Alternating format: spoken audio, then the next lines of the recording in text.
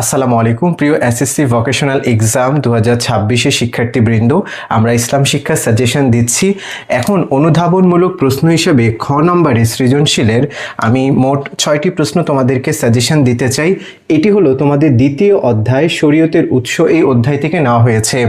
তোমরা প্রথমেই পড়বে সূরা কদরের শানে নজুল ব্যাখ্যা করো, দ্বিতীয়তে পড়বে হারাম বর্জনীয় কেন, তৃতীয়তে পড়বে সালাতের উদাসীন ব্যক্তিদের জন্য মহা ধ্বংস রয়েছে কেন, 4 নম্বরে পড়বে ইজমা সম্পর্কিত কিছু লিখো, 5-এ পড়বে হালাল বস্তু গ্রহণের উপকারিতা কি, 6-এ পড়বে মুমিনদের সকল কাজকে বিস্ময়কর বলা হয়েছে কেন।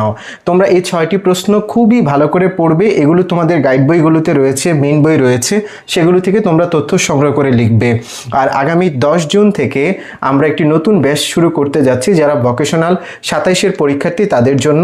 তোমাদের যাদের সাহায্যের প্রয়োজন তোমরা ইনবক্স করো, আমাদেরকে কমেন্ট করে জানাও, আমরা নিত্য নতুন টপিক নিয়ে তোমাদের সামনে উপস্থিত হব। আল্লাহ।